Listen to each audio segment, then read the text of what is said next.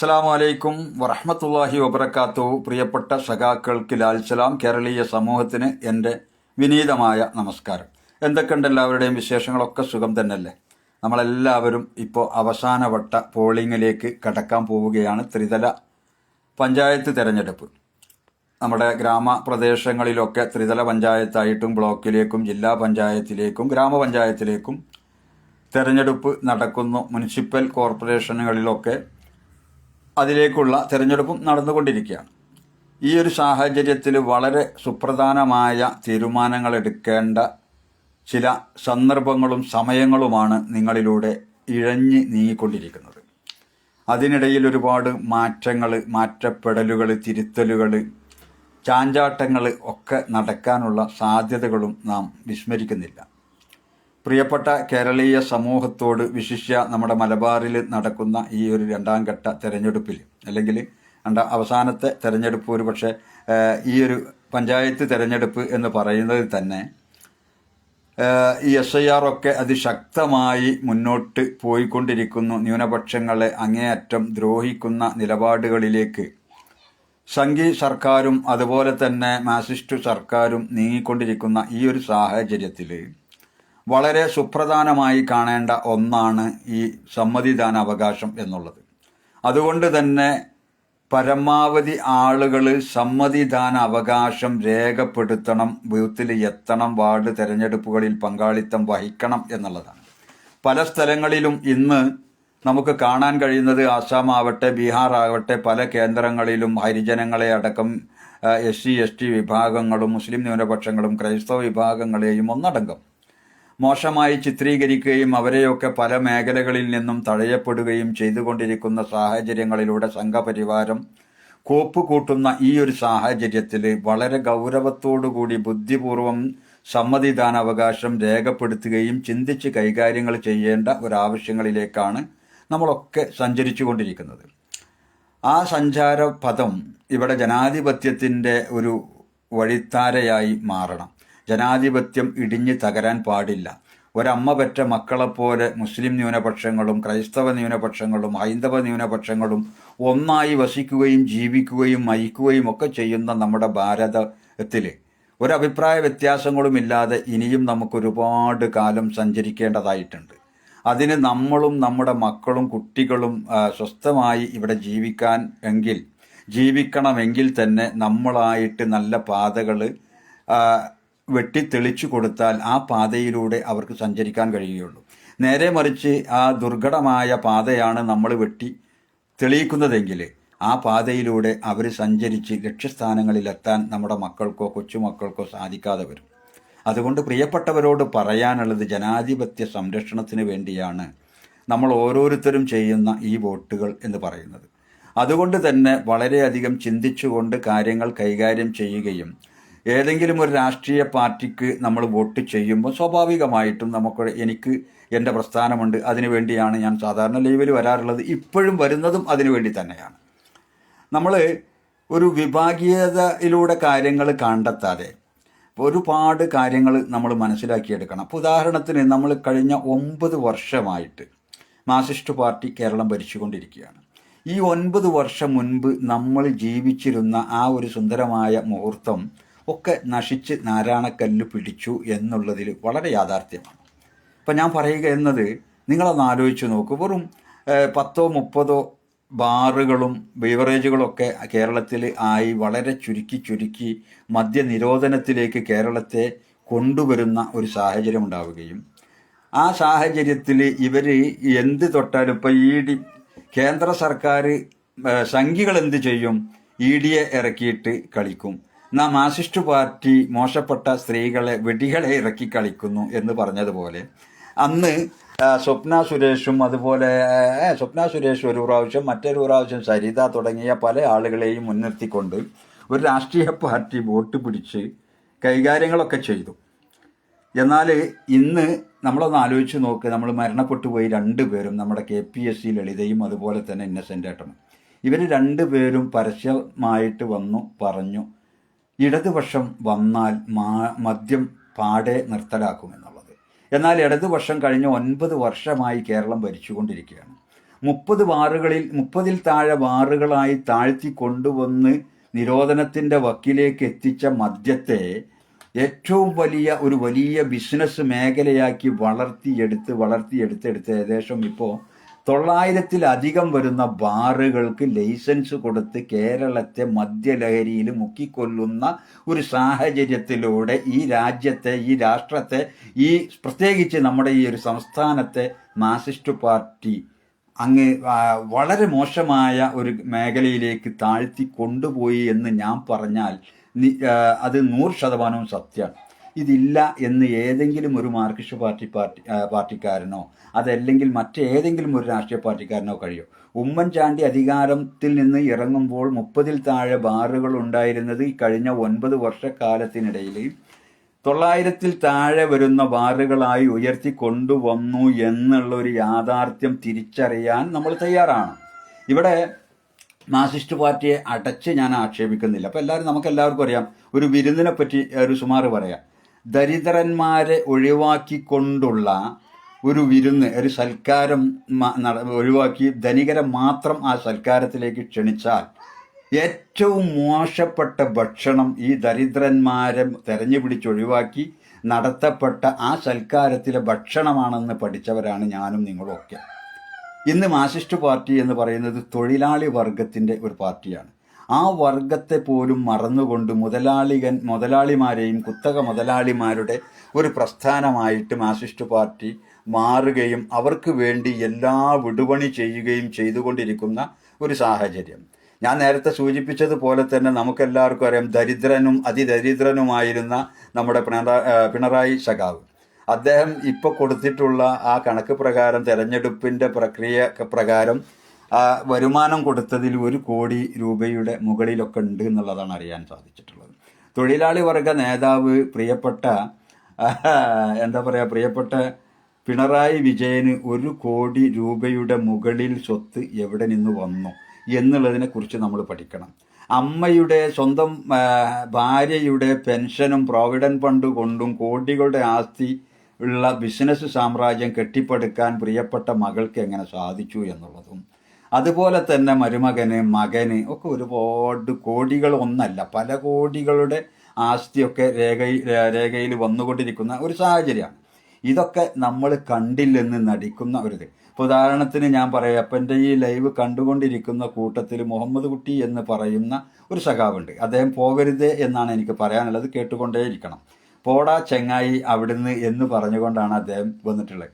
അന്തം കമ്മി എന്ന് പറയുന്നതിന് യാതൊരു സംശയമില്ല എനിക്ക്. കാരണം ലേശമെങ്കിലും ഉസിരും പുളിയും ഔസ്യനും, അതായത് ഈ തമിഴന്മാർ പറയുന്നൊരു വാചകമുണ്ട്, എന്താ പറയുക, സൂട് സ്വരണ വെക്കോ മാനം.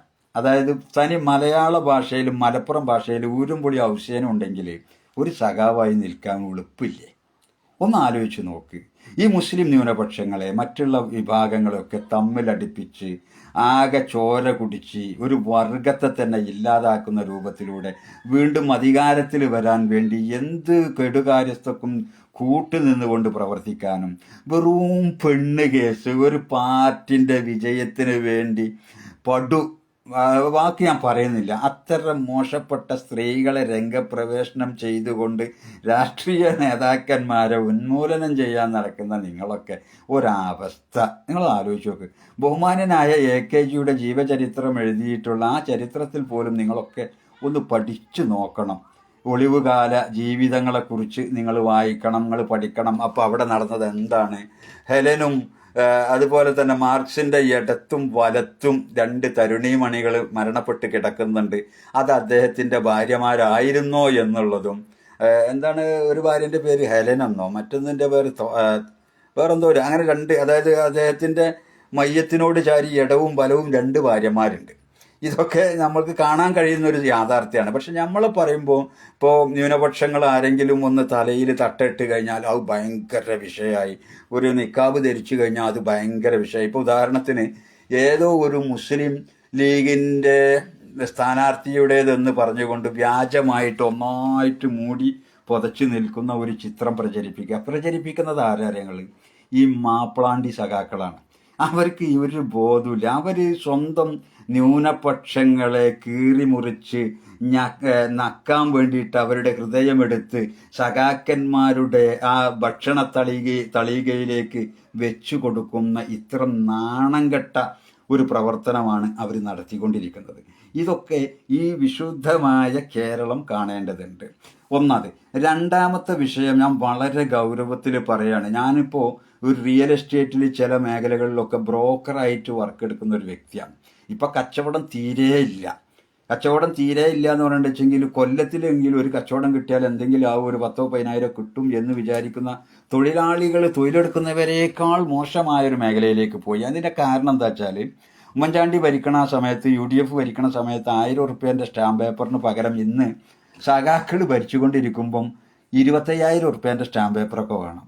ഈ 25,000 ഉറുപ്പ്യൻ്റെ സ്റ്റാമ്പ് പേപ്പർ വാങ്ങാൻ കഴിവില്ലാത്ത ആൾ 300 ഉറുപ്പ്യക്ക് ഒരു വീട് നിർമ്മിക്കാൻ വേണ്ടിയിട്ടുള്ള അനുമതി പത്രം പഞ്ചായത്തിൽ നിന്ന് കിട്ടണതിന് പകരം ഇന്ന് 3,000, 7,000, 8,000 ഉറുപ്പ്യ കൊടുക്കണം. ഇങ്ങനെ ഓരോ കാര്യങ്ങളും നമ്മൾ ആലോചിച്ചെടുക്കണം. പിന്നെ എന്തിനധികം പറഞ്ഞു, നിങ്ങളൊന്ന് ആലോചിച്ച് നോക്കി. ഇപ്പം ഞാൻ ചെറിയൊരു ബൈക്ക് കൊണ്ടു നടക്കണുണ്ട്. ആ ബൈക്കിൽ എൻ്റെ ഒരു ദിവസത്തെ ഓട്ടം പറഞ്ഞാൽ 1 ലിറ്റർ, ഏറ്റവും ചുരുങ്ങിയ 1.5 ലിറ്റർ എല്ലാ ദിവസവും ഓടിക്കൊണ്ടേയിരിക്കുകയാണ് ഞാൻ. അപ്പോൾ ഒരു 3 ഉറുപ്പ്യ എൻ്റെ അടുത്ത് നിന്ന് ഒരു പിടിച്ചു വാങ്ങാം. അപ്പോൾ അതിൻ്റെ കാരണം ചോദിച്ചപ്പോൾ അവർ പറയുന്നത്, സർക്കാരിന് പെൻഷൻ കൊടുക്കാൻ പൈസ ഇല്ല, അതുകൊണ്ട് പെട്രോൾ അടിക്കുന്നവരൊക്കെ ഒരു 2 രൂപ ലിറ്ററിന് വെച്ച് കൊടുക്കണം. ഉളുപ്പുണ്ട് ചങ്ങായിമാരെ ഞങ്ങൾക്ക്. അല്ലാത്ത തൊഴിൽ നികുതി, അതുപോലെ തന്നെ ഭൂമി നികുതി, വീടിൻ്റെ നികുതി, അത് വാഹനത്തിൻ്റെത്, മറ്റുള്ളത്, ഇങ്ങനെ അങ്ങോട്ട് തുടങ്ങിയിട്ട് സകല മേഖലയും നികുതി വർദ്ധിപ്പിച്ച് കേന്ദ്രമായാലും കേരളമായാലും ഈ സാധാരണ ഇപ്പോൾ നാട്ടുവിശേഷം പറയുന്ന ഒരു നാടൻ വർത്തമാനത്തിൽ പറയുന്നത് പോലെ കേരളത്തിലെ ജനങ്ങളുടെ അവസ്ഥ എന്താണെന്ന് നിങ്ങൾക്കറിയോ? ഈ കലത്തപ്പം എന്ന് പറഞ്ഞൊരു സാധനമുണ്ട്. ഈ കലത്തപ്പം ചുടുമ്പോൾ അതിൻ്റെ താഴെ ഭാഗം വേവണം എന്നുണ്ടെങ്കിൽ നല്ല രീതിയിൽ പിന്നെ തീ കൊടുത്തുകൊണ്ടേയിരിക്കും. അതിൻ്റെ മുകൾ ഭാഗം കുറച്ച് വേവ് കമ്മി ഉണ്ടാവും. ആ ഒരു കാരണം കൊണ്ട് അതിൻ്റെ മുകളിലുള്ള മൂടിയിൽ, അടപ്പിൽ കുറച്ച് കനലിട്ട് കൊടുക്കും. ഈ കലത്തപ്പം വേവുന്നത് പോലെ കേരളത്തിലെ ജനങ്ങൾ ഉരുകി ഉരുകി ഉരുകി ഇല്ലാതാവുകയാണ്.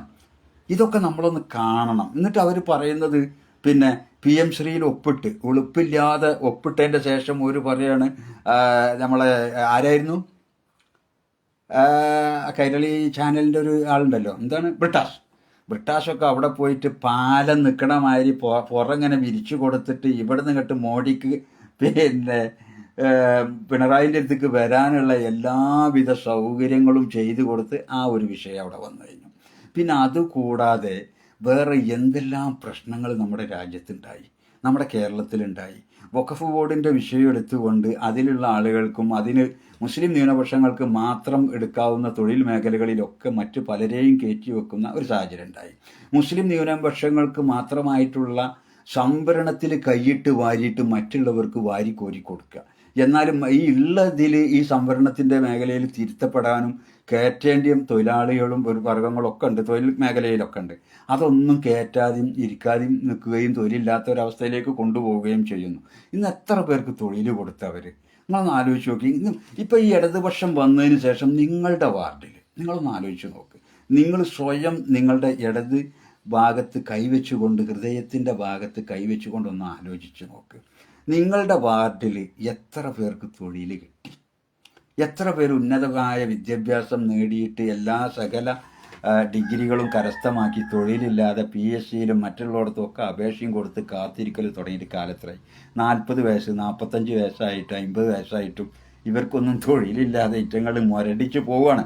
എന്നാൽ 80% ആളുകളും വിദ്യാഭ്യാസം നേടി അറേബ്യൻ രാജ്യങ്ങളിലേക്കും ഗൾഫ് കൺട്രിയിലേക്കും യൂറോപ്യൻ മേഖലകളിലേക്കും ഒക്കെ ചേക്കേറുന്നത് കൊണ്ട് അതിറ്റങ്ങളുടെ ഒക്കെ വീട്ടിൽ അരി വാങ്ങിയിട്ട് വേവിച്ച് പുകയുന്നുണ്ട്, അല്ലെങ്കിൽ പുക കാണുന്നുണ്ട് എന്നുള്ളൊരു യാഥാർത്ഥ്യമുള്ളൂ.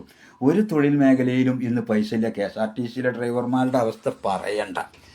അതുപോലെ തന്നെ ആശ്രയ പദ്ധതിയുമായി ബന്ധപ്പെട്ടിട്ടുള്ള കാര്യങ്ങൾ, ഇപ്പോൾ ആശ്രയ ഐറ്റങ്ങളത് പറയുന്ന വേണ്ട. ഒരു 200 ഉറുപ്പ്യ പോലും വർദ്ധിപ്പിച്ചു കൊടുക്കാൻ അവർക്ക് കഴിയുന്നില്ല. അതുപോലെ തന്നെ മറ്റ് പല മേഖലകളിലും ഉള്ള അവസ്ഥ ഇതാണ്. ഇപ്പോൾ വയനാട് ആ ദുരന്തം നിങ്ങൾക്കെല്ലാവർക്കും അറിയാം. എത്ര വർഷമായി ആ സംഭവം നടന്നിട്ട്? എത്ര കോടികൾ കേരളത്തിൻ്റെ ഖജനാവിലേക്ക് ഒഴുകിയെത്തി? എന്നിട്ട് എന്താ സംഭവിച്ചത്? പഴയ ഡ്രസ്സ് എടുക്കാൻ വേണ്ടി 11 കോടി ഉറുപ്പ്യ, കരണ്ട് കത്തിക്കാൻ വേണ്ടി ജനറേറ്ററിന് 3 കോടി ഉറുപ്പ്യ. പൊന്നാര മക്കളെ, നിങ്ങളൊന്ന് ആലോചിച്ച് നോക്കി. ഇങ്ങനൊക്കെ അഴിമതി നടത്തിക്കാണ്ട് കോടികൾ, വളരെ സില്ലി വിഷയത്തിൻ്റെ പേരിൽ കോടികളുടെ അഴിമതി നടത്തിയിട്ട് ഇതുപോലും ചോദ്യം ചെയ്യാൻ കഴിയാത്ത ഒരു സാഹചര്യമാണ് ഇടതുപക്ഷ ഗവൺമെൻറ്റിൻ്റെ ഈ ഒരു കാലഘട്ടത്തിൽ നടന്നുകൊണ്ടിരിക്കുന്നത്. ഇതൊക്കെ നമ്മൾ ജനങ്ങളിലേക്ക് എത്തിക്കണം. കാരണം ആ ഒരു സാഹചര്യത്തിലൂടെ വേണം. പിന്നെ മറ്റൊരു വിഷയം എനിക്ക് സൂചിപ്പിക്കാനുള്ളത്, ഈ മൊത്തത്തിൽ ത്രിതല പഞ്ചായത്ത് തിരഞ്ഞെടുപ്പിൽ ഗ്രാമീണ പ്രദേശങ്ങളിൽ 3 വോട്ടുണ്ട്. അപ്പം 100% മുസ്ലിം ലീഗിൻ്റെയും UDFൻ്റെയും കോൺഗ്രസിൻ്റെയും ഒക്കെ വീടുകളിൽ വന്നുകൊണ്ട് മാർക്സിസ്റ്റ് പാർട്ടിയുടെ ആളുകൾ പറയുന്നത് 3 വോട്ടുണ്ടല്ലോ താത്ത, നിങ്ങൾ 1 വോട്ട് ഞങ്ങൾക്ക് തന്നാളി, ബാക്കി 2 വോട്ട് നിങ്ങൾ ലീഗിനോ കോൺഗ്രസ് പാർട്ടിക്കോ നിങ്ങളെ പാർട്ടിക്ക് ചെയ്തോളി, ഞങ്ങൾക്ക് 1 വോട്ട്. പൊന്നാര മക്കളെ, നിങ്ങളൊന്ന് നിങ്ങളെ ഫാമിലി ഗ്രൂപ്പൊക്കെ ഉണ്ട് ഈ ഒരു വോയിസും കാര്യങ്ങളൊക്കെ ഒന്ന് ഷെയർ ചെയ്യണം. കാരണം അവർക്ക് 2 വോട്ട് UDFന് കൊടുക്കണം എന്ന് ഈ CPMൻ്റെ ആളുകൾ എന്നെ വന്ന് പറയണമെന്നുണ്ട് വെച്ചാൽ നമ്മൾ അത്ര നല്ല മനുഷ്യന്മാരായിട്ടല്ലേ. അപ്പോൾ ഈ 3 വോട്ടും കൊടുക്കാൻ ഞങ്ങൾക്ക് അറിയാം, നല്ലവർക്ക് കൊടുക്കുക എന്നുള്ളൊരു കാഴ്ചപ്പാട് വെച്ച് അത് 3 നമുക്ക് തന്നെയാണ്. കാരണം ഇവിടെ നമ്മൾ ചെയ്യേണ്ടത്, 1 വോട്ട് നഷ്ടപ്പെട്ടാൽ നമുക്ക് ആ പഞ്ചായത്തിൻ്റെ വികസനം നഷ്ടപ്പെടും. കാരണം എന്താ വെച്ചാൽ ഒരു ഗ്രാമപഞ്ചായത്തിൻ്റെ ഭരണം നിശ്ചയിക്കപ്പെടുന്നത് ഈ 1ാമത്തെ വോട്ടിലാണ്. 2ാമത്തെ വോട്ട് ബ്ലോക്ക് പഞ്ചായത്താണ്, ആ വോട്ട് നിശ്ചയിക്കപ്പെടുന്നത് 3 ജില്ലയാണ്. അപ്പോൾ ഈ 3ഉം നമ്മുടെ കൈകളിൽ ഉണ്ടായാലാണ് നമുക്ക് വികസനത്തിൻ്റെ പെരുമഴക്കാലം കൊണ്ടുവരാൻ കഴിയുള്ളൂ. ഇപ്പോൾ ഉദാഹരണത്തിന് ഒരു ലീഗിൻ്റെ മെമ്പറല്ല എൻ്റെ വാർഡിൽ ജയിക്കണമെന്ന് കൂട്ടുക, അങ്ങനെ സംഭവിച്ചാൽ ബ്ലോക്കും ജില്ലയും ജയിക്കുന്നത് മുസ്ലിം ലീഗിൻ്റെയോ കോൺഗ്രസിൻ്റെയോ ആളുകളായിരിക്കും. അപ്പോൾ എന്ത് ചെയ്യും? ഈ ലീഗിൻ്റെ ഒരു മെമ്പറാണെങ്കിൽ ചോദിക്കണൻ്റെ താമസിച്ചിട്ട് അവൾ എടുത്ത് കൊടുക്കും. മാർക്സിസ്റ്റ് പാർട്ടിൻ്റെ ഒരു മെമ്പറാണെന്നുണ്ടെങ്കിൽ ലേശം ഒന്ന് വേക്കൊക്കെ പോലെ അത് തിരിച്ചായാലും അങ്ങനെ തന്നെ സംഭവിക്കുക. അപ്പോൾ നമ്മൾ എന്താ ചെയ്യേണ്ടി അറിയോ? പ്രത്യേകിച്ച് എൻ്റെ ജില്ലയിലുള്ള ആളുകളോടൊക്കെ പറയാനുള്ളത്, നമ്മളിവിടെ ഏറ്റവും കൂടുതൽ മെജോറിറ്റി ഉള്ളതും വിജയസാധ്യത ഉള്ള പാർട്ടി എന്ന് പറഞ്ഞത് മുസ്ലിം ലീഗ് കോൺഗ്രസ് ഒക്കെയാണ്. അപ്പോൾ 1 വോട്ട് പോലും പാഴാക്കരുത്. പിന്നെ ഒരു കാര്യം നിങ്ങൾ ആലോചിക്കണം, എൻ്റെ വാപ്പാൻ്റെ പേര് ഞാൻ പറഞ്ഞുകൊണ്ട് സൺ ഓഫ് ഇന്ന ആളെന്ന് പറയും, ഉണ്ണിമൊയ്തീൻ ഹാജി എന്ന് ഞാൻ പറയും. എന്നാൽ മാർക്സിസ്റ്റ് പാർട്ടിൻ്റെ അവസ്ഥ എന്തെന്താ അറിയോ? ഈ son of Copa, son of ചൂല്, സൺ ഓഫ് കണ്ണാട, സൺ ഓഫ് എന്താണ് ബക്കറ്റ്, ഇങ്ങനെ തുടങ്ങി സ്വന്തം ചിഹ്നം പോലും ഇല്ലാതെ എന്തിനാ ഉടുതുണി പോലും പണയപ്പെടുത്തിക്കൊണ്ട് മത്സര രംഗത്തേക്ക് കടന്നു വന്ന ഈ മാർക്സിസ്റ്റ് പാർട്ടിയെ നമ്പാൻ കൊള്ളൂല എന്നുള്ളതൊരു യാഥാർത്ഥ്യമാണ്. അപ്പോൾ പ്രിയപ്പെട്ട കേരളത്തിലെ ജനങ്ങളോട് ഞാൻ അന്ന് കൂടുതൽ പിന്നെ വലിയ തിരക്കേക്കാരം. അപ്പോൾ ആ തിരക്കായതുകൊണ്ട് കമൻറ്റ് ബോക്സിൽ ഇനി ഒരുപാട് പിന്നെ തള്ളാനൊന്നും ആരും വരണ്ട. മുഹമ്മദ് സാഹിബ്, നമ്മളെ പ്രിയപ്പെട്ട സഖാവ് പള്ളത്ത് കണ്ടുകൊണ്ടിരിക്കുന്നുണ്ട്. അതുപോലെ തന്നെ എൻ്റെ വാക്കിന് അക്ഷരം പ്രതി അനുസരിച്ച് കൊണ്ട് നമ്മുടെ മുഹമ്മദ് കുട്ടി പോടാ ചെങ്ങായി അവിടുന്ന് എന്ന് പറഞ്ഞാലും ഓൻ ആ വോയിസും ഈ ലൈവ് തീരുന്നത് വരെ അദ്ദേഹം എന്നെ വെയിറ്റ് ചെയ്യുന്നു എന്നുള്ളത് തന്നെയാണ്. പ്രിയപ്പെട്ട മുഹമ്മദ് കുട്ടി സഖാവെ, ദയവ് ചെയ്തൊന്ന് ചിന്തിക്കുക. കാരണം ഈ PM ശ്രീയിലും അതുപോലെ SIRനൊക്കെ അംഗീകരിച്ചുകൊണ്ട് ഞങ്ങൾ കൊടുക്കൂല, ഞങ്ങളെ സഖാവ് അങ്ങനെയാണ്, ഞങ്ങളെ സഖാവ് ഇങ്ങനെയാണ്, ന്യൂനപക്ഷങ്ങളോടൊപ്പമുണ്ട്, ഇരട്ട ചെങ്കനടാ, ഇരട്ട പങ്കനടാ എന്നൊക്കെ പറഞ്ഞ് നിങ്ങൾ വോട്ട് കൊടുത്താൽ ഒരു കാര്യം ആലോചിച്ചോളി, ഈ ഇരട്ട ചങ്കനും ഉണ്ടാവില്ല, ഇരട്ട പങ്കനും ഉണ്ടാവില്ല. ചാത്തപ്പൻ എന്ത് മാഷറ എന്ന് പറഞ്ഞ മാതിരി ഓലിക്ക് എന്ത് നിസ്കാരം, എന്ത് നോൻപ്, എന്താണ് ഓലെ സംബന്ധിച്ചിടത്തോളം ഉള്ളത്? ഓല് ഡാർവിൻ്റെ മക്കളാണ് എന്ന് പറഞ്ഞാൽ, അതായത് ഡാർവിൻ സിദ്ധാന്തം, ഈ ഡാർവിൻ സിദ്ധാന്തത്തിൽ ആ ഒരു വിശ്വാസത്തോടു കൂടി മുന്നോട്ട് പോകുന്ന ആളുകൾ, അതായത് എൻ്റെ വാപ്പാൻ്റെ വാപ്പാൻ്റെ വാപ്പാൻ്റെ വാപ്പ കുരങ്ങനായിരുന്നു, ആ കുരങ്ങനിലൂടെ കടന്ന് വന്നാണ് ഞാൻ കമ്മ്യൂണിസ്റ്റുകാരനായത്. ഈ ഒരു കമ്മ്യൂണിസ്റ്റ് പാർട്ടിയിൽ വിശ്വസിക്കുന്നവരൊന്നും ആദം നബിയിൽ നിന്നോ ഔവയിൽ നിന്നോ വരുന്നവരല്ല, ഞങ്ങളുടെ വാപ്പാൻ്റെ വാപ്പ കുരങ്ങനെന്ന് വിശ്വസിക്കണ ആ പാർട്ടിൻ്റെ ആളുകളല്ലേ. അപ്പം ആ ഒരു മൈൻഡും ആ ഒരു സ്വഭാവം ചിലപ്പോൾ കണ്ടാൽ വിചാരിച്ചും ഓരൊക്കെ കണ്ണും മോറും കണ്ടാൽ ഒരു ഈ സംഭവം പറഞ്ഞത് ശരിയാണോ? കാരണം അത്രയും മോശമായ മുഖഭാവമൊക്കെ ഐറ്റക്കാരൻ പോലും വരികയാണ്. അപ്പം നിങ്ങൾ ആലോചിക്കേണ്ടത് എന്താ അറിയോ? ഒരൊറ്റ കാര്യം പറയാനുള്ളത്, ദയവ് ചെയ്ത് ഈ 9 കൊല്ലം കേരളം അനുഭവിച്ചു. ഒരു മനുഷ്യൻ്റെ പോക്കറ്റിൽ ഒരു നയാ പൈസ ഒരു പാവപ്പെട്ടവൻ്റെ കയ്യിലില്ല. ഞങ്ങൾക്കൊക്കെ മക്കൾ അവിടെയും ഇവിടെയൊക്കെ ഉള്ളതുകൊണ്ട് ഞങ്ങളൊക്കെ അൽഹംദുലില്ലാ വലിയൊരു കുഴപ്പമില്ലാതെ മുന്നോട്ട് പോകുന്നുണ്ട്. അതൊക്കെ വിദേശത്തായതുകൊണ്ട് ഇന്ത്യയിലും കേരളത്തിലും ആണെങ്കിൽ സ്വന്തമായിട്ടൊരു തൊഴിൽ പോലും എടുക്കാൻ പറ്റാത്ത സാഹചര്യത്തിലൂടെ മുന്നോട്ട് പോവാണ്. അപ്പം ആലോചിച്ചോളി, ആലോചിച്ചിട്ട് വേണം ഓരോ വോട്ടും ചെയ്യാൻ എന്നുള്ളത്. വളരെയധികം ചിന്തിച്ച് കാര്യങ്ങൾ ചെയ്യുകയും നിങ്ങളുടെ വീട്ടുകാരോട്, നിങ്ങൾ പറഞ്ഞാൽ കേൾക്കുന്നവരോട്, നിങ്ങളുടെ മക്കളോട്, സഹോദരിമാരോട് ഒക്കെ നാളെ വന്നിട്ട് കോണി അടയാളത്തിൽ, കൈപ്പത്തി അടയാളത്തിൽ വോട്ടുകൾ രേഖപ്പെടുത്തി ഐക്യ ജനാധിപത്യ മുന്നണിയെ വിജയിപ്പിക്കണം. മറ്റേവന്മാർ സംഘങ്ങളുമായി, സംഘപരിവാരങ്ങളുമായി കൂട്ടുപിടിച്ച് മൂന്നാമത് അധികാരത്തിൽ വരാനുള്ള സകല ശ്രമങ്ങളും നടത്തുന്നുണ്ട്. ഒരു 10 സീറ്റ് ഗ്രാമപഞ്ചായത്തിലും മറ്റോടത്തും അവർക്ക് ഉണ്ടാവണം. ഞങ്ങൾ തകർന്നിട്ടില്ല എന്നുള്ളത് ജനങ്ങളെ ബോധ്യപ്പെടുത്താൻ വേണ്ടി സംഘപരിവാരങ്ങളുടെ വോട്ട് കടം വാങ്ങും. അത് വാങ്ങുമ്പം അത് കൊടുക്കും എന്നുള്ള ചിന്തയോടുകൂടി നമ്മുടെ വോട്ടുകളെല്ലാം ഒന്നായി ഒറ്റക്കെട്ടായി ഒരു ബോക്സിൽ വീഴണം. അതിനു വേണ്ടിയുള്ള പ്രവർത്തന മേഖലകളിലേക്ക് നമ്മുടെ യൂത്ത് ലീഗിൻ്റെ, യൂത്ത് കോൺഗ്രസിൻ്റെ നേതാക്കന്മാരും പ്രവർത്തകന്മാരും ഇറങ്ങിച്ചെന്നുകൊണ്ട് വലിയ ഒരു വിജയ ശതമാനം ഐക്യ ജനാധിപത്യ മുന്നണിക്ക് ഉണ്ടാക്കണം. അതിന് നിങ്ങളെല്ലാവരുടെയും പ്രവർത്തന മേഖല സജീവമാക്കണം. അതിന് നിങ്ങളെല്ലാവരും ഉണ്ടാവണം എന്ന് പ്രത്യേകം ഓർമ്മപ്പെടുത്തിക്കൊണ്ട് ഞാൻ എൻ്റെ വാക്കുകൾ തൽക്കാലം അവസാനിപ്പിക്കുകയാണ്. ജയ് ഭാരത്.